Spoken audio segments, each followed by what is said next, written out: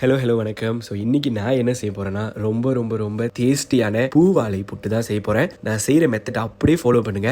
ரொம்ப easy, confirm ஜாடி. So அடுப்பு லோ ஃப்ளேம்ல வச்சுட்டு 1 கப் ரவை கொட்டி 2 டேபிள் ஸ்பூன் கீ போட்டு நல்லா பொன்னிறம் வர வரைக்கும் வறுத்து எடுத்துக்கோங்க. ரவையை வறுத்ததுக்கு அப்புறம் கொஞ்சம் கூல் டவுன் பண்ண விட்டுருங்க. கூல் டவுன் ஆனதுக்கு அப்புறம் 2 வாழைப்பழத்தை கட் பண்ணி போட்டுக்கங்க. 2 வாழைப்பழம் போட்டுட்டு 1/2 கப் துருவன தேங்காய், 1/2 கப் கருப்பு சீனி. ஸோ சீனி அளவு உங்களுக்கு எந்த அளவுக்கு பிடிக்குமோ நீங்க அந்த அளவுக்கு போட்டுக்கலாம். ஒரு 1/4 கப்ல இருந்து 3/4 கப் வரைக்கும் போட்டுக்கலாம். சீனி போட்டதுக்கு அப்புறம் கொஞ்சமா ஏலக்காய் தூள், ஒரு சிட்டிகை உப்பு போட்டு நல்லா கிண்டி வச்சுக்கோங்க. கிண்டினதுக்கு அப்புறம் 1 கரண்டி நெய் போட்டு கொஞ்சமா குட்டி குட்டியா வெட்டின முந்திரியை போட்டு வறுத்து ரவை மேல ஊத்தி நல்லா கிண்டி விட்டுருங்க. ஸோ அப்பதான் அந்த முந்திரியும் அந்த கீயும் நல்லா மிக்ஸ் ஆகும். இப்போ நம்ம ரெடி பண்ணி வச்ச ரவாவை எப்படி கூக்கோஸ் பண்றதுன்னு பாத்திரலாம். குட்டி குட்டியா வாழைல கட் பண்ணி வச்சுக்கோங்க.